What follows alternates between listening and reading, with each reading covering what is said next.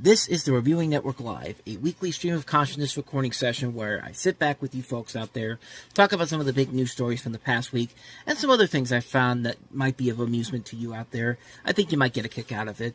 Now, these are more like audio podcasts and are much longer than my usual videos and are also, for the most part, unedited and will contain some foul language. So, if you're easily offended by that, I advise you to maybe step back a bit, maybe go somewhere else. But hey, if you're up to the challenge, sit back, relax, and enjoy the show. Thanks.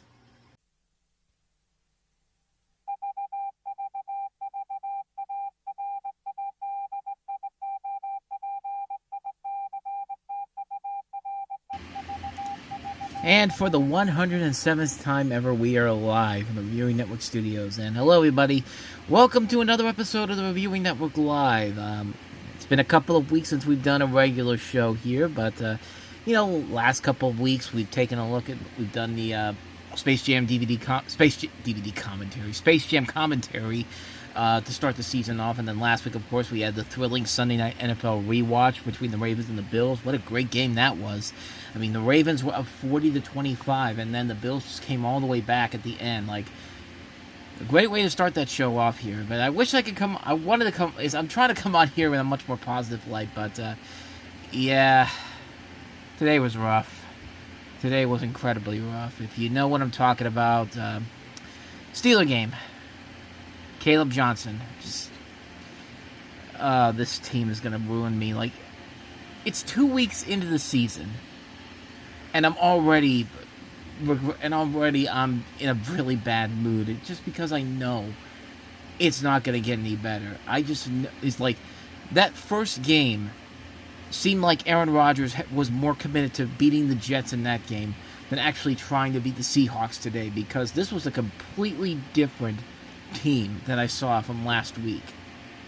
And it really makes me really think that they ain't winning another game for at least the next month. I'm sorry, I just don't have any trust in them, because you expect this team to go into New England, who's been their kryptonite for the past 25 years. Like, even with their worst quarterbacks there, like Mac Jones and Bailey Zappi, the Patriots still find a way to beat them.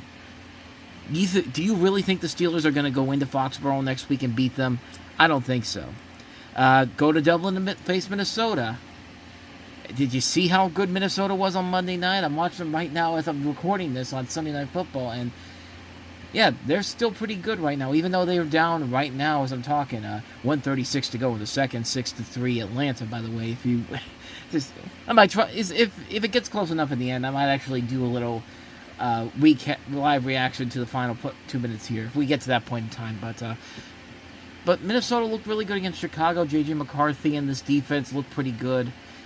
And then you get the bye, and then you got the Cleveland Browns, and that's a game the game that the Steelers should win, and they haven't been allowed Cleveland to beat them at home in the regular season since 2003, and that's my worry.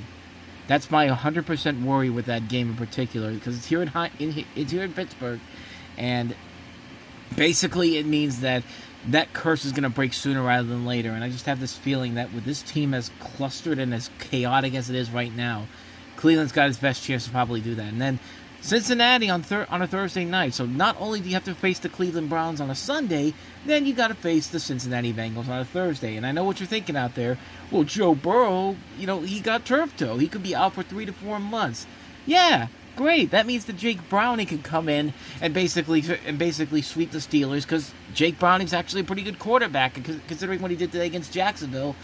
Like, it's not a good time right now for Steelers fans. And really, all my complaints I've had before, I put it specifically on the people in this town, the delusional fans, the delusional radio stations, the personalities around here who forced all these other players that were doing good last year out because they didn't fit our criteria of the Steeler way. Well, guess what? Now you've got a fossilized team that I think is barely going to get more than half of its wins this year. Like, I really think this team is one of the worst Steelers rosters possibly ever. Like, just, I have no faith in this team right now. But if that wasn't bad enough, take my frustrations away from there, and just because I didn't want to see highlights from the game on Football Night in America, I decided to pop in Madden 26, a game that I have heavily criticized in the last month or so, and I finally figured out how to get the kicking meter back to the way it was, get the Madden passing plays the way I used to have it back on the PS4, and yesterday I was doing pretty good for the most part, and then we got to the postseason. We got to December, and the game just decided to give me the ultimate middle finger because I could not beat any single team. I played half of these games multiple times. I stopped it before the game was over. I stopped after I hit it through an interception. I played one game 26 times to the point where I couldn't get anything going, and I just said, F it, I'm going to take the loss. And not only that, the moment that is this game is unbelievable on how just unfair it is. Because if all this wasn't bad enough, it's bad enough to still have kicking problems even with the old kicking meter back. It's bad enough to play games in the rain and you can't do anything because it's just pouring down rain and you're having trouble throwing the ball to people, you can't find anybody. But the moment that made me officially call it quits on this game was when I finally got to my first playoff game, and basically what happened was that as soon as it started, it was a snowstorm. But not just any snowstorm. No. It couldn't just be a regular snowstorm where, I could find people easily. No. The entire screen was white. And I couldn't see a damn thing. And, I tried running the ball. I figured, okay, that means I'll run the ball all the time. Too bad the other team too bad the Ravens defense won't let me do that. Because, that was what I was playing in the playoff game. And, again, same situation I had with the Bengals game. 26 times I played that. I got through 10 times playing that game. Every time, I couldn't get anything going. Because I can't see anything. Like, I can't throw the ball to anybody because I don't know who I'm throwing it to. I can't kick because I can't see the goalpost. Like, this has to be a joke. Like, people like this? People can actually play this game and find success with it? That's the point where I'm just kind of like, I'm done with this. Like, I couldn't believe how bad it is because you can't change the weather in franchise mode. You can change the kicking in franchise mode. You can change the passing in franchise mode. You can't change the weather on there for some stupid reason, and it's just, at that point I was just like, I'm fucking done with this game, man. And I know I tried to cover my F-bomb before, but I'm sorry. That's how I feel right now. Just like, it's been a rough day. Bad enough that the real team is doing terrible. I can't even play a video game, and get the success I used to have before. It's just like, it's just a rough day for me, man. So, yeah. How was your day, by the way? I know I'm about 8 minutes in here, but how was your weekend, everybody? Hope you had a good one, and I know it's been a couple of weeks, but I have a couple weeks worth of stories to talk about here, and like I said, I'll cut through to if anything happens in the final 2 minutes of the football game, and plus the Emmy Awards are tonight, which some interesting wins already. Seth Rogen got an Emmy for Outstanding Actor in a Comedy Series for the studio. John Oliver won another Emmy for The Late Show. Tremel Tillman from Severance won the Supporting Actor in a Drama Series category. There's been some pretty good surprises so far, and I don't know. Hopefully, when they get to the Best Drama Series and the Best Comedy Series, I'm thinking it's going to be the studio and Severance. I hope it's Severance because Severance is the best drama on television right now, but who knows? It could be The Pit, but I really don't think it's. I really would like to see it be Severance because Severance Season 2 was so damn good this year. But anyway, I've kind of rambled on for too long already, so with that said, let's get to what we usually start off with here, of course, and that is, of course, the weekend box office. And we do have a lot of new releases this weekend, and new releases that I don't think a lot of people even knew were coming out because there was not a whole lot of marketing for it, but it really, people find their way to this particular film anyway. But anyway, number 5 is one of the newer releases, if you want to call it that. I should say newer in quotation marks because it's basically a re-release of a Disney classic. And that is, of course, Toy Story, the 30th anniversary re-release, which supposedly had a Toy Story 5 preview on there. I unfortunately didn't have time to go see it today, and yesterday I didn't have time to do anything for the Movie Stop episode today, so that's why you didn't see one on the main channel. But Toy Story didn't really leave much of an impact overall. $3.5 million in 2,375 theaters. That's not really a great number overall. And this one did have a little bit. I would be more lenient to it. I don't think it had a big marketing boost overall. But yet Hamilton opened up the week before and did gangbuster business with $10 million for something that's on Disney Plus already. I don't know. I would have thought maybe Toy Story would have done a whole lot better. $3.5 million in 2,300 theaters, which is pretty stagnant for a re-release like that. I mean, this isn't like Lion King re-release numbers, but let's go ahead and move on to number 4. Number 4 this week, which is The Long Walk, based off of a Stephen King book, directed by Francis Lawrence, who gave us the Hunger Games movies, and looked pretty good overall. Got a great young cast, great people. Cooper Hoffman from Saturday Night, David Johnson, who else? Judy Greer. I saw Josh Hamilton. I thought it was another Josh Hamilton, but Mark Hamill's in here. Brought in $11.5 million. The budget on this was $20 million. So, hey, Lionsgate actually has a successful film in 2025. So, hey, it's about damn time, man. But if you don't know the story about this one, you have a group of teenage boys competing in an annual contest known as the Long Walk, where they must maintain a certain walking speed or get shot. So, typical setup for a Stephen King story, if I do say so myself. But it's actually one I was actually kind of looking forward to seeing, honestly. And I've seen a lot of good reviews for it. The critics have been overall pretty solid on it. So yeah, it could actually turn out to be a pretty good movie. I'm actually kind of looking forward to seeing it. Maybe I'll get to it whenever it comes out on physical media. But I'm definitely looking forward to checking it out. So let's go to the movie that I knew was coming out this weekend. That I knew was going to be a big deal. Number 3, which is Downton Abbey, the grand finale, which is of course the final chapter of the Downton Abbey series. Brought in $18.1 million this weekend. You can count worldwide numbers, $30.3 million, and the budget on this is $50 million. So not too bad. Not too bad for that movie overall. I've never been able to get into Downton Abbey myself, so I can't really tell you if it's any good or not. But hey, the fans love it, and they're continuing to go out to see it. So what more do I need to tell you about that one? So let's go ahead and move on now to the number 2 movie this week, number 1 last week, and that is The Conjuring: Last Rites, which brought in $26.1 million, dropping 69% from last week. Not really much of a shocker because it is a horror film.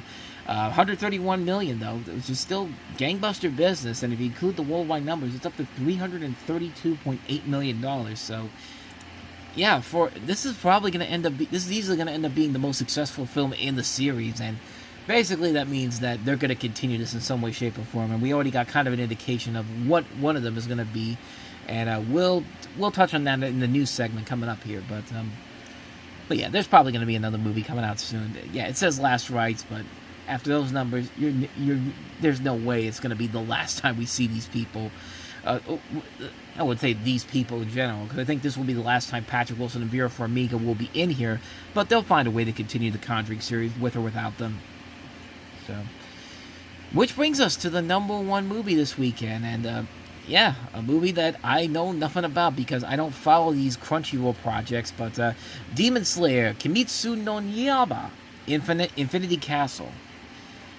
Brought in $70 million for a film that only opened 3,300 theaters. Actually, more than I thought. I thought it was going to be less than that, but the Demon Slayer chorus are drawn into the Infinity Castle, where Tanjiro, Nezuko, and the Hashira face terrifying upper-ranked demons in a desperate fight as the final battle against Muzan Kibusuji begins. Again, I know nothing about these movies in general, but I know that they're surprise hits at the box office that really nobody ever see coming. But $70 million here, you put the worldwide numbers, it's more than over $350 million, so it has a lot of audience going for it.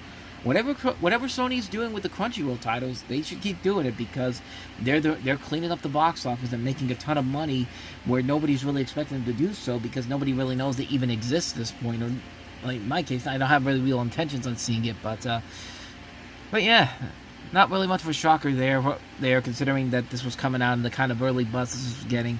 I've known enough now that Crunchyroll movies do gangbuster business, no matter if they get marketed heavily or not. They do a lot of big business overall when it's all said and done. But in terms of other new releases in the top 10 this weekend, there is The Sound of Music, which was re-released for its 60th anniversary, which brought in $1.5 million through Fathom Events, which not bad.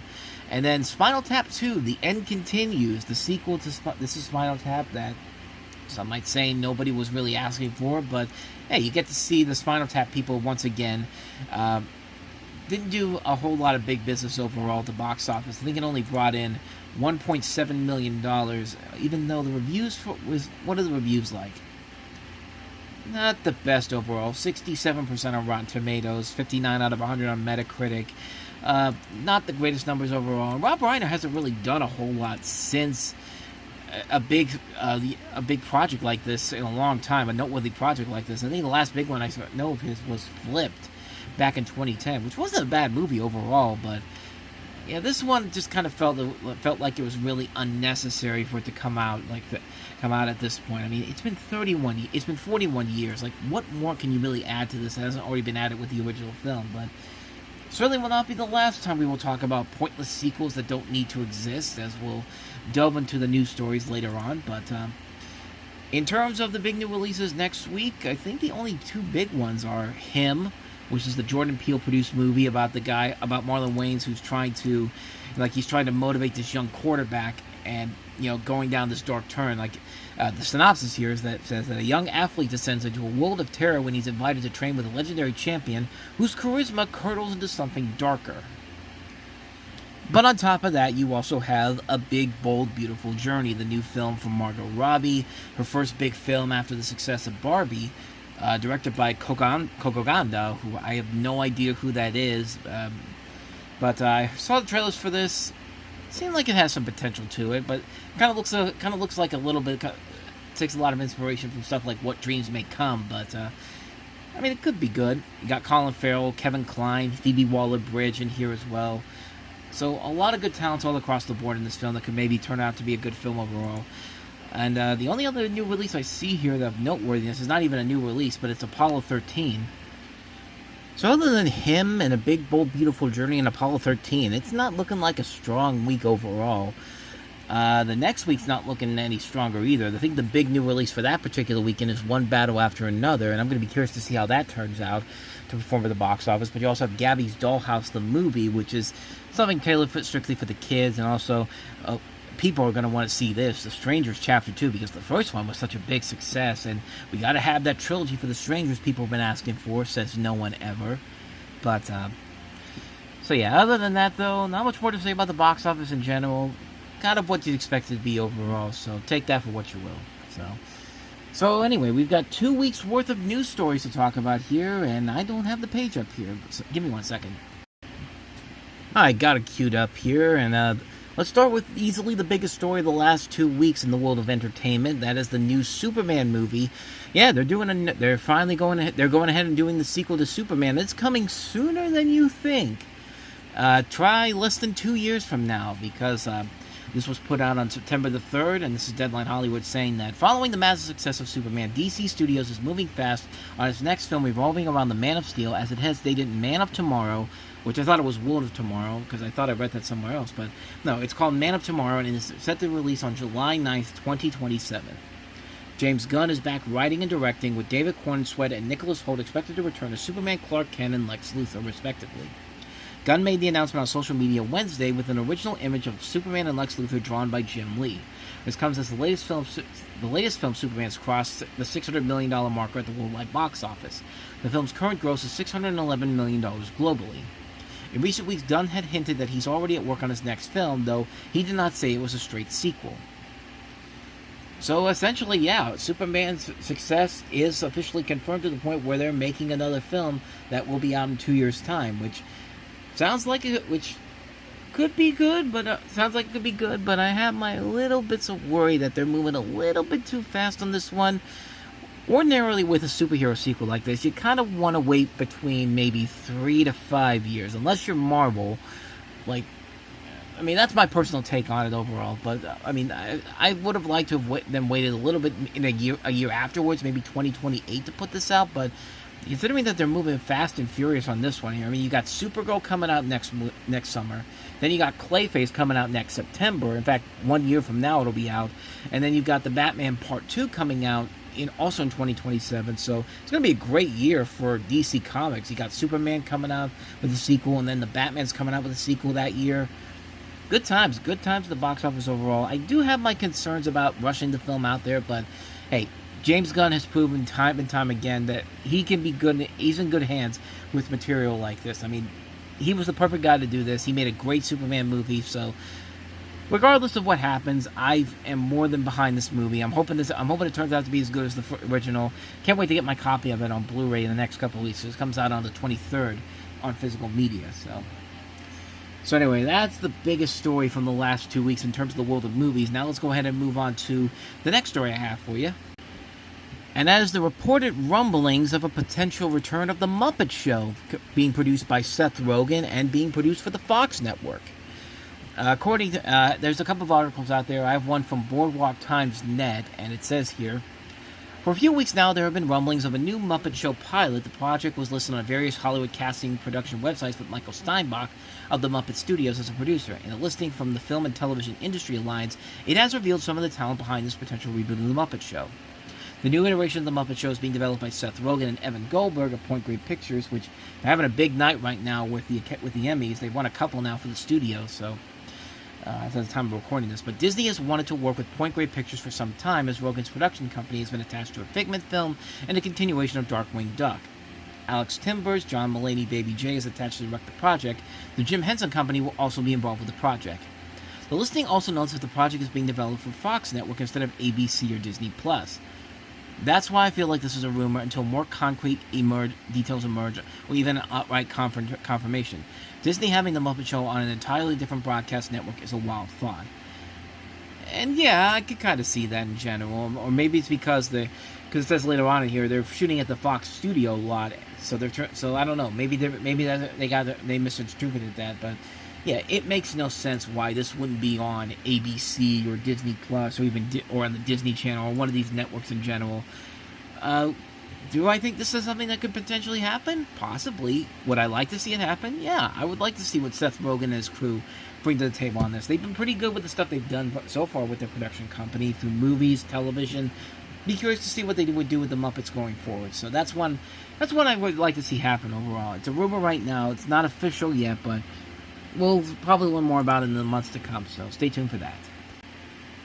So the next story I got for you here is that there is a remake to a classic horror movie from the 1970s in the works right now with the help of Sam Raimi. And Hollywood Reporter has a story here about the remake of the movie Magic. Now, if you don't remember the movie Magic, it was a movie about Anthony Hopkins, who played a mentally unstable ventriloquist, and his dummy, he reaches fame with his dummy, the obnoxious and wisecracking Fats. Faced with the prospects of signing a network deal for his own show, but afraid of revealing his fragile mental state, the magician takes off for the Catskills, where he tries to reconnect with a high school love, even as Fats, the dummy, begins to murderously take control of the situation. So Lionsgate is developing a remake of this with Sam Raimi and Roy Lee producing. Sam Raimi, of course, the creator of the Evil Dead franchise, or Roy Lee, the producer behind the recent hit Weapons. And this is being written with a script by Mark Swift and Damian Shannon, who wrote the script for Freddy vs. Jason and the remake of Friday the 13th.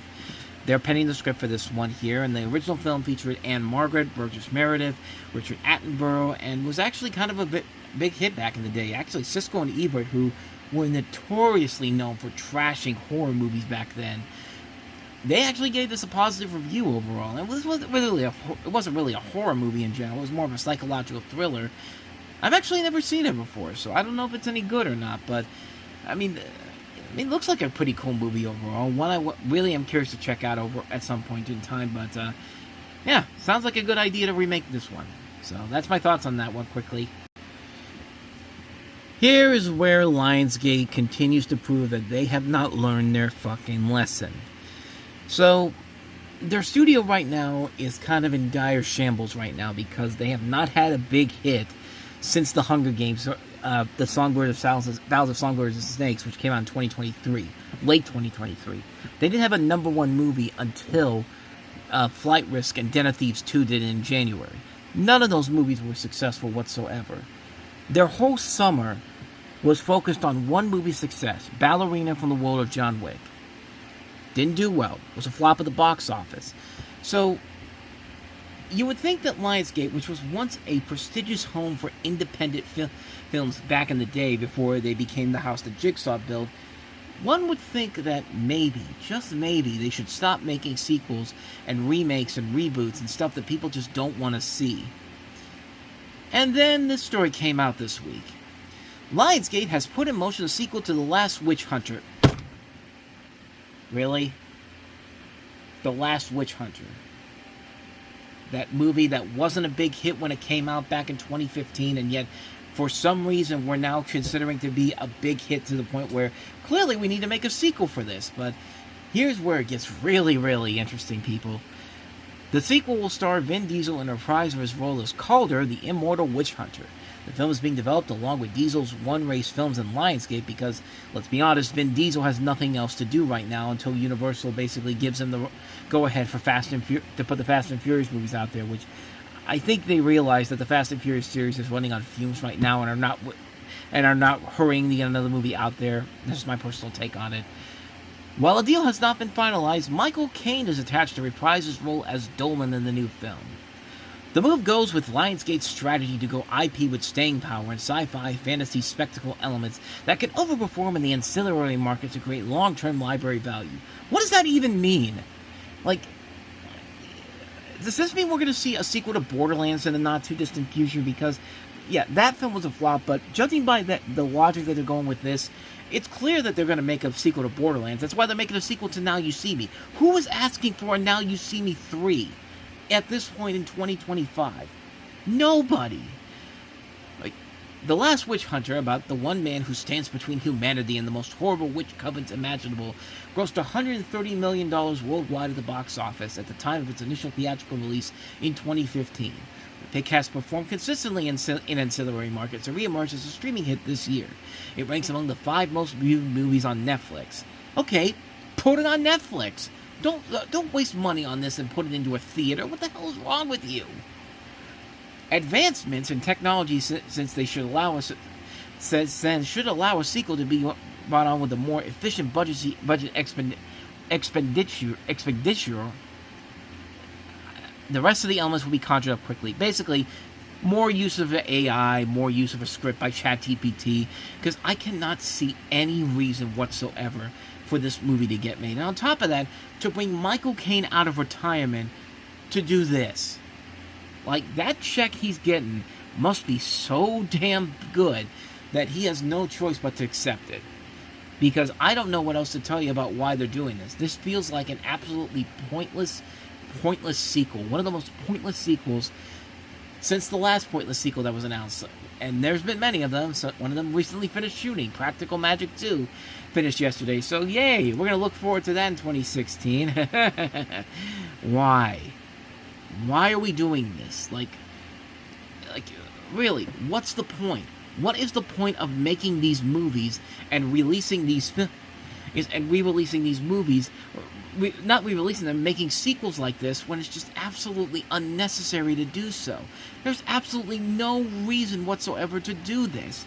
Like, nobody is asking to see the continuing adventures of this lackluster sequel is of this lackluster film that was The Last Witch Hunter, which flopped back in the day. But okay, because people at Walmart discovered this movie, now all of a sudden, okay, we can make a sequel off of it. It's just like, this is just opening a really, really bad door right now, and quite frankly, I am really terrified of what's coming next, because I just feel like we're going to get all these pointless sequels continuing to get announced, sequels that are completely unnecessary, absolutely no reason to exist. This might be one of the worst ones yet. Nobody was asking for a sequel to The Last Witch Hunter.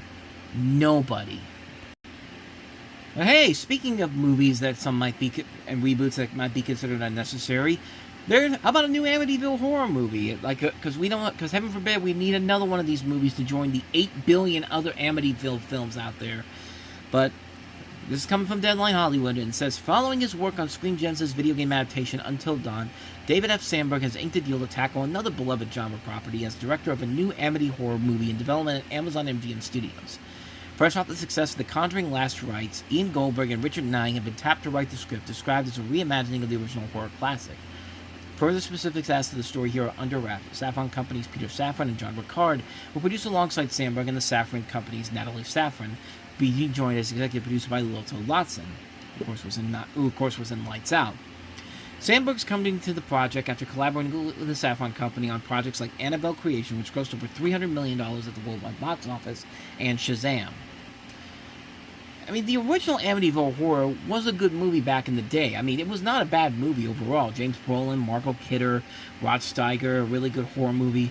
But with every sequel that comes after that, it just completely takes away from the true enjoyment of the original film. The remake in 2005 was abysmally bad. And, you know, I mean, like I said, there's been like 8 billion other Amityville projects out there that are not even related to this movie in general. I think once they made the sequels to this, they really took a lot of the credibility out of it. Amityville 3D is not scary at all. It's more hilarious than scary. I mean, the bit at the end where the guy is like screaming when he sees this obviously fake creature, like he goes like he screams like a cat in heat or something like that. It's just like I don't get it, man. I don't get it at all. But at least with this, I can understand why you do it. The Amityville Horror is a profitable franchise. It's a franchise that people know. It's unlike, you know, The Last Witch Hunter, which is not going to gain any money at the box office, no matter how hard you try. But at least with the Amityville Horror, there is a name attached to it. There is something there that sticks with a lot of people, and if it's done well, it could work. I mean, David Sandberg's not a bad director. I mean, he has made a lot of really good stuff. You know, he made a great sequel out of Annabelle of all things. He made Lights Out. He made, you know, the Shazam movies, which are great. I mean, he's a really good director. So I'm giving him the benefit of the doubt on this one. I just don't know what else they could really add to this that hasn't already been done already. But hey, it's a reimagining, so we'll wait to see what happens on that front. But I'm a little bit more optimistic about this one than I would say The Last Witch Hunter, that's for damn sure. But hey, speaking of The Conjuring, here's the next story about it.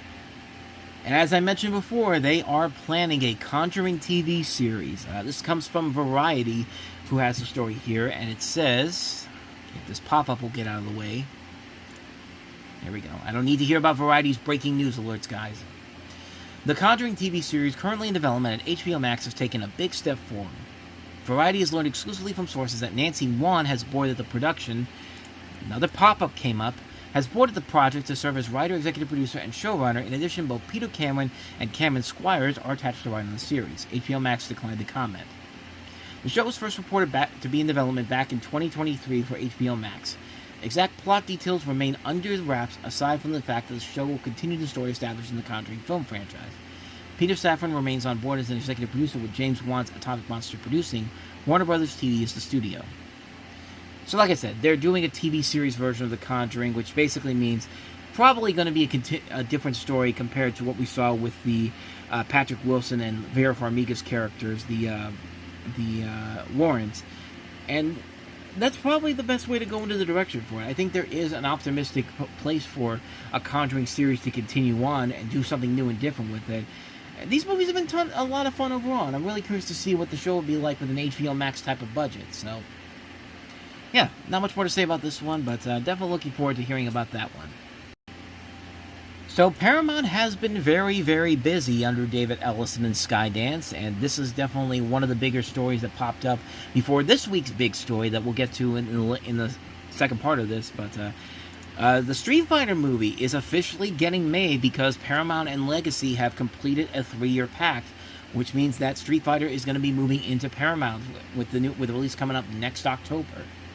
This comes from the Hollywood Reporter, and it says Street Fighter and its parent studio Legendary have found a new place to call home.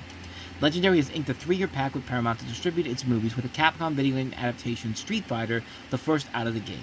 The Kitao Sakurai directed film now has a release date of October 16, 2026. The film is currently in production, with Paramount and Legendary releasing the first plot details for the movie, which will be set in 1993, the year the popular Street Fighter II hits arcades. The logline is set in 1993. Estranged Street Fighters Ryu, played by Andrew Koji, and Ken Masters, Noah Centineo, are thrown back into combat with the mysterious Chun-Li. Kaliana Leong recruits them for the next World Warrior tournament, a brutal crash of fist, face, and fury. But behind this battle royale lies a deadly conspiracy that forces them to face off against each other and the demons of their past, and if they don't, it's game over. The legendary deal, now official, was reported to be in talks on August 18th and comes after its output deal with Sony expires at the end of 2024. Legacy's former partner Warner Bros. Will continue to distribute key franchises such as the eventual sequel to a Minecraft movie, as well as 2026's third Dune and 2027's Godzilla x Kong Supernova. The Street Fighter movie has a sprawling cast, including the aforementioned Centineo, Koji, and Leong, but also Roman Reigns as Akuma, David Dastmalchian as M. Bison, Cody Rhodes as Guile, Andrew Schultz as Daniel Hibaki, Eric Andre as Don Savage, Vidyu Jamoa as Dulcim, Curtis 50 Cent Jackson as Balrog, which sounds like a really odd choice, but okay, and Jason Momoa as Blanca.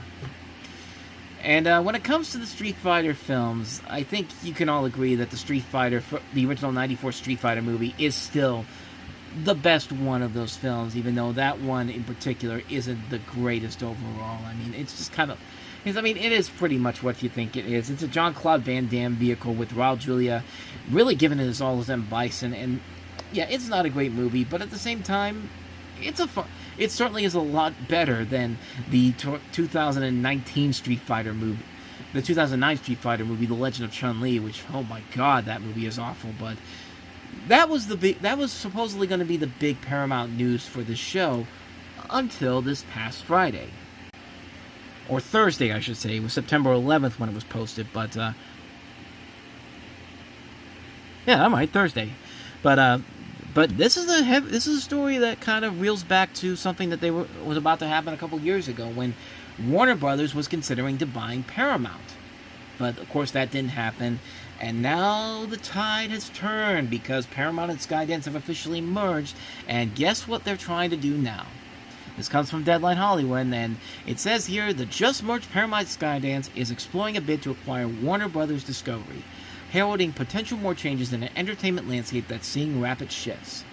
Larry Ellison, chairman and co-founder of Oracle, is one of the richest people in the world and the patriarch of the Ellison family, which led the $8.4 billion deal that landed his son David Ellison's Skydance Media, with control of Paramount Global. That transaction closed last month. There's been speculation since that the big, new, and deep-pocketed player in Hollywood will turn its sights on Warner's next, but the focus had been on Warner Brothers Studios, which was in the process of separating from the company's global cable networks and linear television. The Paramount deal currently being explored, however, seems to be for the entire company. An individual close to Paramount brass told Deadline, Ellison had been looking at Warner Brothers for a while. Nothing new there. He's just taking a closer look, assessing the pros and cons. A report in the Wall Street Journal that Paramount is preparing an offer sent WBD shares surging in afternoon trades. They're offering the highest for day, but up more than 30%. The Wall Street Journal said the bid would be mostly cash and backed by the Ellison family. Neither company would comment. Warner Brothers CEO David Zaslav said yesterday that the separation of Warner Brothers and Discovery Global is on track for April. An acquisition of Warner Brothers Discovery would likely not have to clear the FCC, as the company does not hold any broadcast licenses.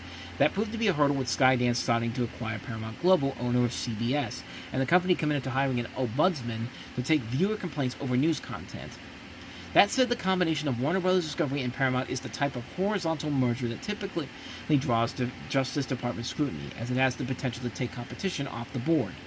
In this case, it would be putting two legacy studios, Warner Brothers and Paramount, under the same owner.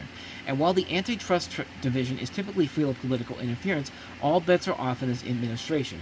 Even though Donald Trump has praised the Ellisons, Warner Brothers Discovery owns CNN, a target of the president's attacks even more than CBS News ever was. Or, as a source close to the billionaire born to be wild Arthur quipped, John Malone moves in mysterious ways. So, me thinks that this is more in the case of the Trump administration trying to get their hands on CNN than actually wanting to do something with Warner Brothers. But considering how Warner Brothers has been just so god-awful under David Zaslav, I'm not gonna say that this isn't a bad decision. I think that, I think it would be cool to see Warner Brothers properties and Nickelodeon properties all together in one compilation, in one corporation overall.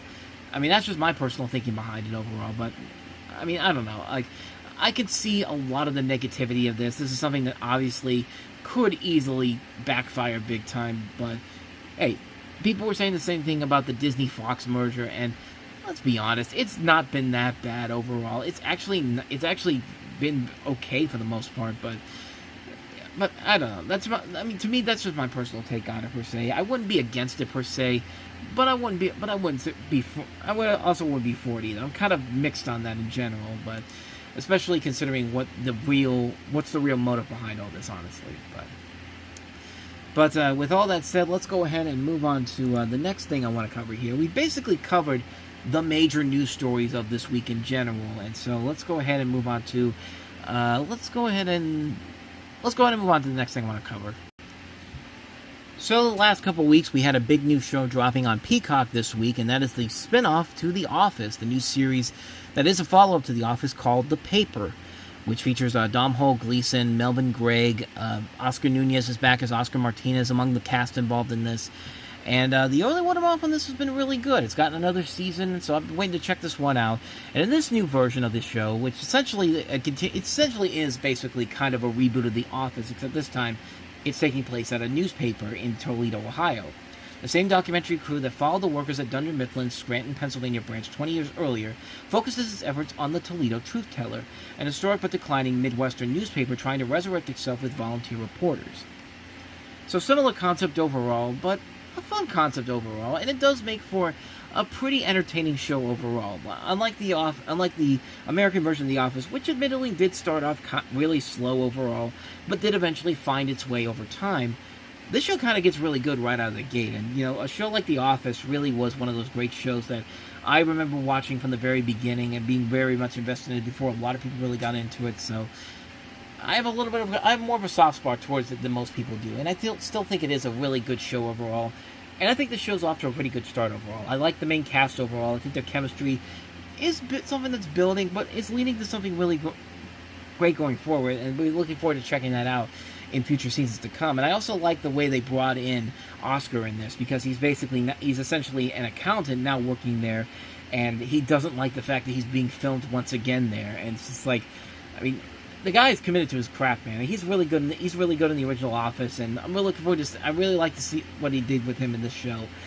Overall, yeah, I've only watched the first maybe half of the episode so far, and been enjoying it so far. I think it's been really solid. I have to get to the other 5 episodes at some point, but the first 5 episodes have been really good. Definitely looking forward to checking out the rest of them sooner rather than later. And then there's one last thing I want to bring up here, and it revolves around a show that sadly is more than likely coming to an end pretty soon, because there hasn't been a whole lot of news about it, a renewal, and it's been largely forgotten. But I want to talk about The Great North. So Animation Magazine put out this article about the end of The Great North, which is, of course, the sort of spin-off to Bob's Burgers, which has been on Fox for a couple of years. And the article says here, after months of speculation as to whether an official renewal will be coming from Fox, it seems fans' worst fears are coming true. The Instagram account, North to Wharf, described as an unofficial one-stop destination for bento box information, referring to the Fox-owned animation studio, has posted a farewell and thank you message to the team behind The Great North. It looks like the Annie Award and Critics' Choice nominated show may not be returning after the recently concluded 5th season. We don't know what the futures hold, but given some of the recent posts we've been seeing, we want to take this time to send our most heartfelt thanks to everyone who's ever worked on The Great North at Fox. The post reads, "We hope there are more trips to Lone Moose in the future." We have not seen similar posts on the official accounts for the show, Bento Box, or the series creators Wendy Molyneux or Lizzie Molyneux-Loughlin. Concerns for the show's future were raised back in May when The Great North was not included in Fox's recent announcements for its animated series, Grimsburg, Crapopolis, and Universal Basic Guys, which, let's be honest, all 3 of those shows could easily go, and you could still continue The Great North, because none of those shows are really all that great. The best one is Grimsburg, but even then, it's not that great overall. Like, it's just barely eking by at this point. The fall's animation domination premiere lineup this year includes new seasons for The Simpsons, Bob's Burgers, Crapopolis, and Universal Basic Guys on September 28th. Premiering in 2021, The Great North is an animated comedy series following the Alaskan adventures of the Tobin family as single dad Beef, played by Nick Offerman, does his best to keep his bunch of kids close, especially his only daughter, Judy, played by Jenny Slate, whose artistic dreams lead her away from the family fishing boat and into the glamorous world of the local mall. Rounding out the family are Judy's older brother, Wolf, played by Will Forte, and his wife, Honeybee, played by Dulcie Sloan, middle brother, Ham, played by Paul Rust, and 10-year-old going on 50 little brother, Moon, played by Aparna Nancherla.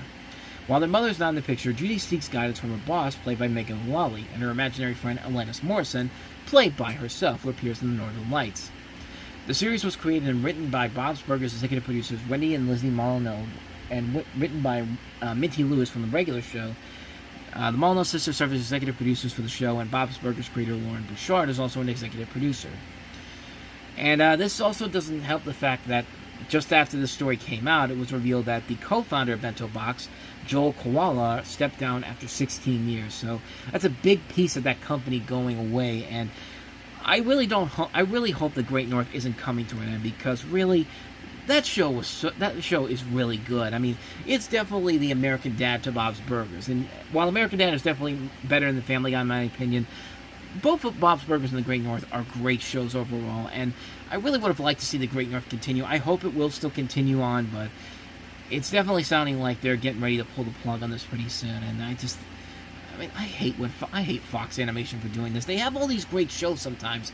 You got your standard stuff like The Simpsons and Bob's Burgers and sometimes Family Guy and now American Dad, but then you get great stuff like Duncanville and Housebroken that are canceled after only a few seasons, and yet they give all these seasons to these shows that haven't even premiered yet. Like, it makes no sense whatsoever, and I really hope that this isn't the norm going forward for them, but sadly it feels like it is. But if you haven't seen The Great North, definitely check it out. You can, the last episode's aired tonight on Fox, and hopefully it won't be the last time we see it on there, but Hulu and Disney Plus have all the seasons, so definitely check those out on there. So with all that said, let's go ahead and move on to our last thing, and then we can get on out of here. Hey, Stephen Colbert won the Emmy for Outstanding Talk Series, Suck It, CBS, and also the studio won Outstanding Comedy Series. That kind of be expected overall, but we got about 5 minutes left in this game. Might as well practice my craft here, as we got Tyler Algier running it for a first down at the 20-yard line. Falcons up 15-6, trying to run this clock out against the Minnesota Vikings. This has not been an exciting Sunday night game. This is the anti-Ravens-Bills game, I'll tell you that much. But, hey, like I said, a chance for me to own my craft and get ready for 2 weeks from now when I'm doing the Cowboys-Packers game, which should be very fun on that level. But just kind of killing some time here, just like the Falcons are doing, trying to kill this clock and get out of here with a win.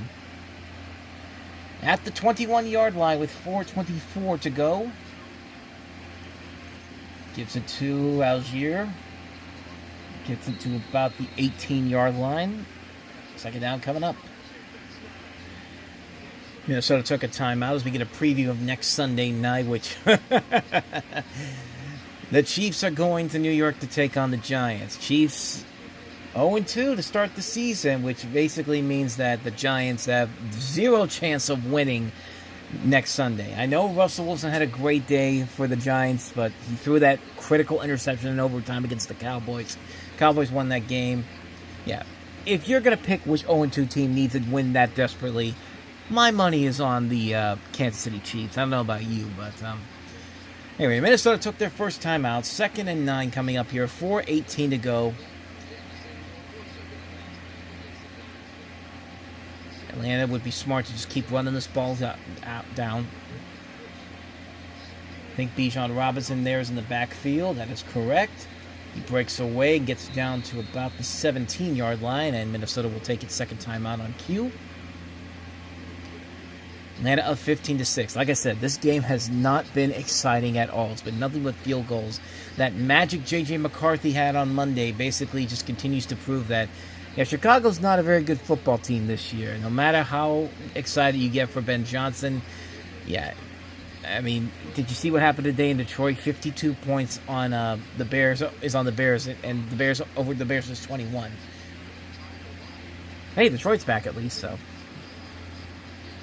Like I said, this is the toughest division one of the toughest divisions in the league right now, the NFC North and the AFC West. I mean, look at what's happening now with the Kansas City Chiefs.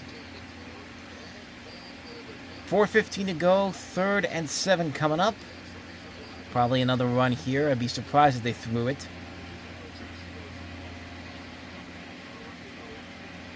Bijan Robinson behind Penix Jr. They'll give it to him. Robinson finds a little bit of a lane, and he's close to the first down, and it makes me wonder if Atlanta might go for it, try to ice this game away. As Minnesota takes its final timeout. Got pretty close.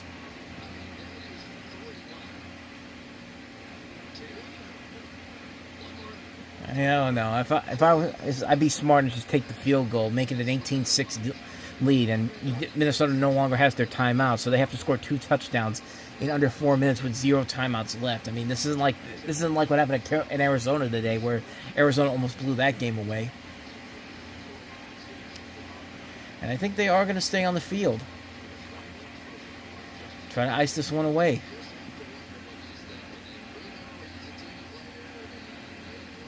They show the numbers. Bijan Robinson, 168 yards in total. Minnesota has less than that, 164. 4th and inches. Yeah, they're going for it.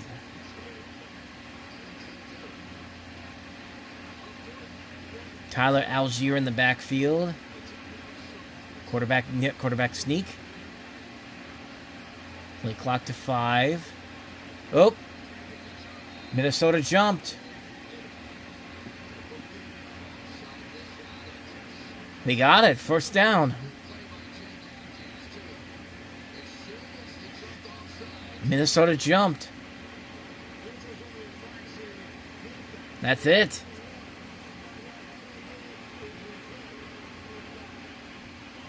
Redmond, number 61. I don't have the players' names on here, unfortunately, because I'm doing this off the cuff right now. But yeah, that's all the Falcons needed to do was get him to jump offside.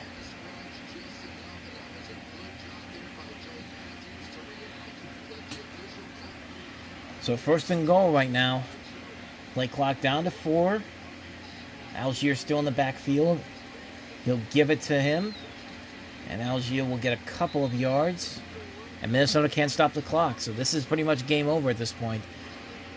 Barring some unusual circumstances, which it is the Falcons. And you never know. Got J.J. McCarthy just waiting for that opportunity, maybe. Minnesota is one of those overhyped teams. I never get why people get so excited for them. And that win is, and this just proves that win against Chicago on Monday night was more of Chicago being terrible than Minnesota being good. 2nd and goal to 5. 3:28 to go. Give it to Algier again, and Algier will put it in for the first touchdown of the night. Atlanta. Tyler Algier. And that will put the Falcons up there at 21, pending the extra point, 22.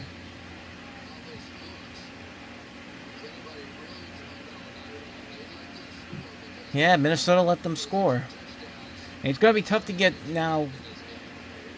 3 touchdowns in 3 minutes and 22 seconds. That's asking J.J. McCarthy to do way too much in only your 2nd game out there. Parker Romo to make it a 22-6 lead. Which he does. 3:22 to go. Atlanta up 22-6, looking like they're going to get their first win of the season, barring some unforeseen circumstances in the next 3 minutes, but we will wait and see what happens. Okay, technically it's a 2-possession game because it's only a 16-point lead, so you need to get 2 touchdowns and 2 2-point conversions with 3 minutes and 22 seconds to go. And you have no timeouts, so that is a lot to handle, and you're going to have to do it without Aaron Jones, so you're really going to have to rely on Justin Jefferson right now if you're the Minnesota Vikings.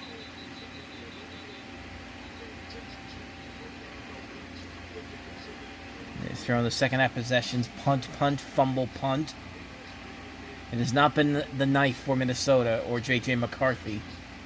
I don't even hate the kid per se, but I just hate that he's on the Vikings. I think they're one of the most overhyped teams in the league.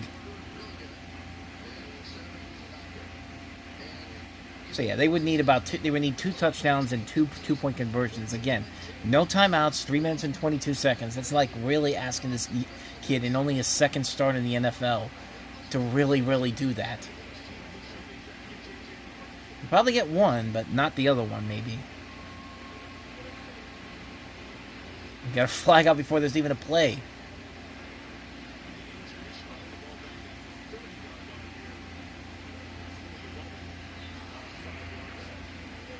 I guess there was no flag. They put it up by mistake.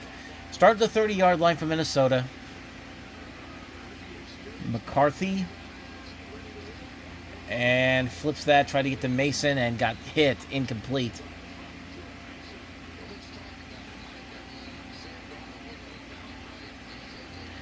Second down and 10, 3:18 to go.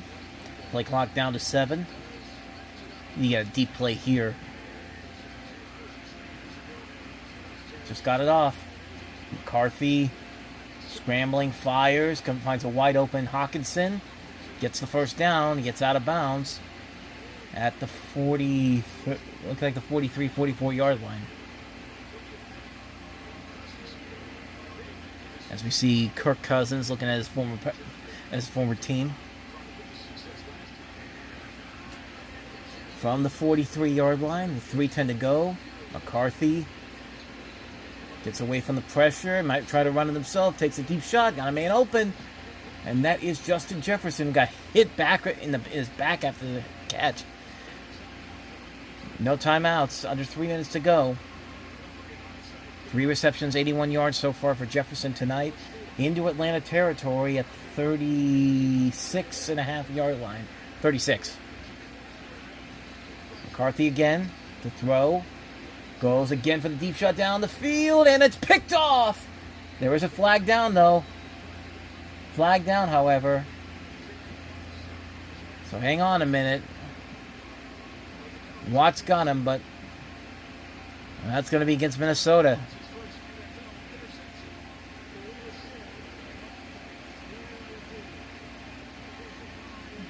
Yeah, it's official.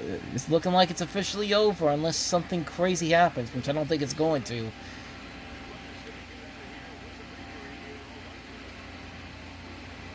Three turnovers tonight for J.J. McCarthy.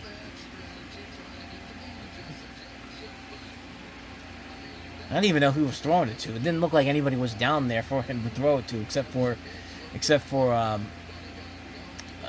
the defenders. And Watts is holding on to that football. That's his first interception in the NFL.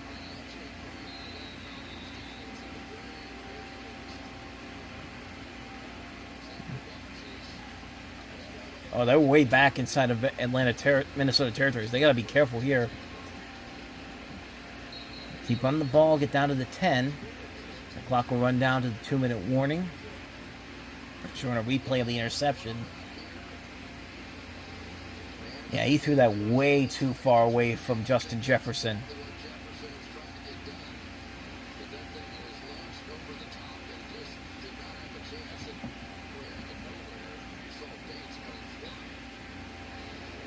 Second down and 3. It looks like they're going to go to the 2-minute warning. And we are at the 2-minute warning. After that abysmal, cringy NFL come on ride the flow commercial, we are at the 2-minute warning and should be getting close to victory formation here. 2nd and 3 from the 10-yard line. Algier in the backfield. They'll give it to him. Algier going to get stuffed. But got maybe a yard or two. If you look at the schedules going forward, Atlanta goes to Carolina next week. Washington in week 4. Then they have their bye in week 5. Buffalo, and then at San Francisco. That'll be a Sunday night football game. Then Minnesota has Cincinnati coming to town next week. At Pittsburgh in Dublin. And then at Cleveland. I think that's in London, I think. And then they have a bye week, and then they get the Eagles. So Atlanta has the easier schedule of the two. No doubt about that. 3rd and 1. Give it to Algier.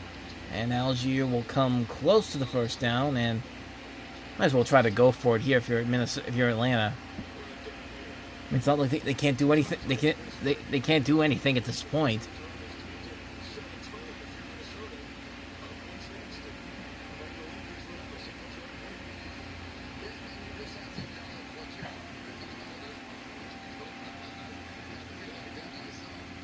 The thrill of victory and the agony of defeat.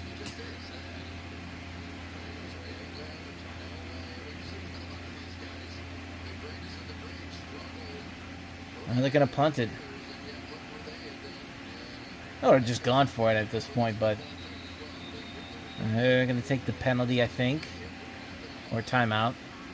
Atlanta starts the timeout, so game's pretty much over at this point, 22-6. And again, I'm just doing this because... Excuse me. I'm just doing this because there wasn't any big recommendations this week. Just catalog titles.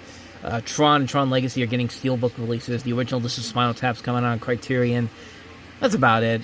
So, yeah, I just did this because it was the last couple of minutes. I thought maybe something interesting would happen, but to no avail. Atlanta's going to go ahead and win this one, and I'm going to go ahead and get the heck on out of here. So, thank you folks out there for watching and listening. I'll see you guys next week. Started the show off kind of rough, but hey, this is comfort food for me. I need this. I need to do this. Because by the end, I'm feeling a whole lot better about my situation. So take that for what you will. But with all that said, thank you so much for watching this. I hope you enjoyed it. If you did, please go ahead and hit the like button, the subscribe button, the notification button. Also, don't forget to check out the previous episode we did, the Sunday Night NFL Rewatch, and also our playlist as well. So I'll see you guys next week. Thanks for watching, and until then, we are out.